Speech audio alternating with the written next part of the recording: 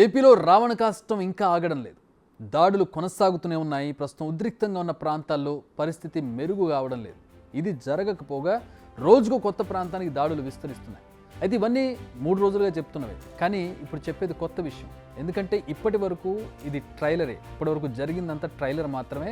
అసలు సినిమా ముందుంది అని చెబుతోంది ఇంటెలిజెన్స్ రిపోర్ట్. పల్నాడులో పంచాయతీలకు ఎండ్ కార్డు పడడం లేదు. సీమలో ఎప్పుడేం జరుగుతుందో తెలియని పరిస్థితి. ఇలా టెన్షన్ కొనసాగుతుండగానే ఇప్పుడు కొత్త బాంబు పేల్చింది ఏపీ ఇంటెలిజెన్స్. ఇంతకీ ఏపీ ఇంటెలిజెన్స్ మోగిస్తున్న డేంజర్ బెల్స్ ఏంటంటే, జూన్ 19 వరకు అప్రమత్తంగా ఉండాలి. జూన్ 4న రిజల్ట్స్ వస్తాయి, కానీ జూన్ 19 వరకు అప్రమత్తంగా ఉండాలి. ఎన్నికల ఫలితాల తర్వాత ప్రతీకార దాడులకు దిగే అవకాశం ఉంది. సమస్యాత్మక ప్రాంతాలను గుర్తించండి, ఘర్షణలు తలెత్తకుండా చూడండి, ఏపీఎస్పీ బలగాలను మోహరించండి, అవసరమైతే కేంద్ర బలగాలతో భద్రతా ఏర్పాట్లు చేసుకోండి. ఇవి ఇంటెలిజెన్స్ ఇస్తున్న వార్నింగ్.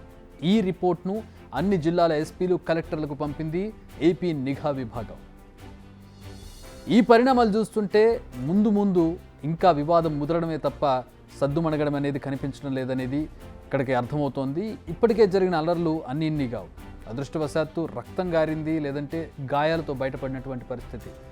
కొన్ని ప్రైవేటు, పబ్లిక్ ఆస్తులకు నష్టం వాటిల్లింది. కాకపోతే ఒక భయాత్మక వాతావరణం మాత్రం ఏర్పడిందనేది నిజం. కొన్ని చోట్ల రక్తం ఏరులైపారింది, రాళ్ల వర్షం కురిసింది. అయితే ఇంటెలిజెన్స్ డిపార్ట్మెంట్ ఇస్తున్న వార్నింగ్ ఇది ఇప్పుడే అయిపోదని తెలుస్తోంది. ఇంతకంటే దారుణమైనటువంటి ఘటనలు చోటు చేసుకునే అవకాశం ఉందని ఇంటెలిజెన్స్ రిపోర్ట్ చెబుతోంది. ఇప్పుడు జరుగుతున్న రక్తపాతానికి కారణం ఎవరు? ఆఫ్కోర్స్ రాజకీయ నేతలు. ఈ పార్టీ ఆ పార్టీ అని కాదు, అన్ని పార్టీల నేతలకు ఈ రక్తపు మరకలు అంటుకున్నాయి. అంటే మొత్తం తప్పు వారిదేనా? కాదు, ప్రభుత్వ వ్యవస్థలది కూడా ఉంది, ముఖ్యంగా పోలీస్ శాఖది. మీకేమైనా డౌట్ ఉంటే ఎలక్షన్ కమిషన్ తీసుకున్న చర్యలను చూడండి. పల్నాడు, అనంతపురం జిల్లాల ఎస్పీలపై సస్పెన్షన్ వేటు వేశారు. పల్నాడు జిల్లా కలెక్టర్, తిరుపతి ఎస్పీలు ట్రాన్స్ఫర్ అయ్యారు. పల్నాడు, అనంతపురం, తిరుపతి జిల్లాల డిఎస్పీలపై వేటు పడింది. ఈ 3 జిల్లాల్లోని 12 మంది ఎస్ఐలు సస్పెండ్ అయ్యారు. ఇవి కాకుండా వెంటనే స్పెషల్ ఇన్వెస్టిగేషన్ టీం, స్పెషల్ సిట్ని ఏర్పాటు చేసి వీరు చేసిన ఘనకార్యాలేంటో తేల్చాలని ఆర్డర్ వేసింది ఎలక్షన్ కమిషన్. అంటే ఈసీ డైరెక్ట్గానే చెబుతోంది total state governance utter flop అయిందని. సో రావణ కాష్టానికి సగం కారణం పోలీసులు, అధికారులే. ఇందులో మేం చేసిన నేరం ఏంటి అని అనడానికి కూడా లేదు.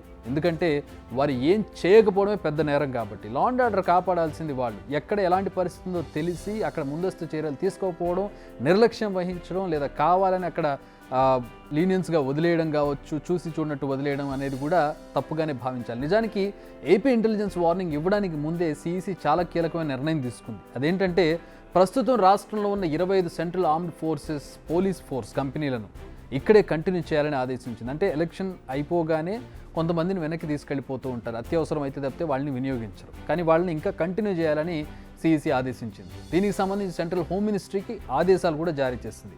కౌంటింగ్ పూర్తయిన తర్వాత 15 రోజుల వరకు సిఆర్పిఎఫ్ బలగాలు అసలు రాష్ట్రాన్ని వీడేది లేదని తేల్చి చెప్పింది. అంటే స్టేట్ పోలీస్ వ్యవస్థపై సిఈసికి ఏ పార్టీ నమ్మకం ఉందో ఇక్కడే అర్థమవుతోంది. అయితే ఈసీ ఆర్డర్స్ను కొంచెం డీకోడ్ చేస్తే మనకు కొన్ని విషయాలు అర్థమవుతాయి, కొన్ని డౌట్స్ కూడా వస్తాయి. ఎందుకంటే ఎస్పీలు, డిఎస్పీలు విధ్వంసకాండను కంట్రోల్ చేయడంలో ఫెయిల్ అయ్యారు, ఓకే, బట్ ఎందుకు అయ్యారు అనేదే మెయిన్ క్వశ్చన్. వారు విషయాన్ని ముందే గుర్తించలేకపోయారా? ఓకే, గుర్తించలేదని అనుకుందాం. మరి దాడులు మొదలైన తర్వాత తీసుకున్న నిర్ణయాలు ఏంటి? కావాలని ఇగ్నోర్ చేశారా, లేక వారిని కంట్రోల్ చేసేంత బలగాలు రిజర్వ్లో లేవా? ఉన్నా మోహరించలేదా, లేక రాజకీయ నేతల ఒత్తిళ్లకు తలొగ్గారా? ఇలాంటి సిచ్యువేషన్స్ను ట్యాకిల్ చేయడంలో అందరికీ ట్రైనింగ్ ఉంటుంది.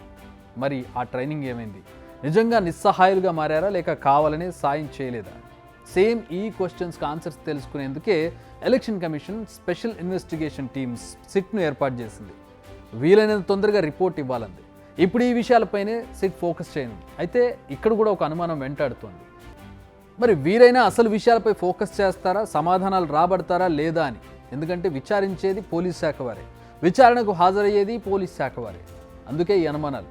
చూడాలి ఈ సిట్ ఎలాంటి విషయాలను రాబడుతుందో, ఎట్లాంటి నివేదిక ఇస్తుందో, ఆ నివేదిక ఆధారంగా ఎలాంటి నిజాలు బయటకు వస్తాయో చూడాలి. బిగ్ టీవీ అవుట్లుక్ కథనాలు నచ్చితే వెంటనే బిగ్ టీవీ ఛానల్ ను సబ్స్క్రైబ్ చేయండి.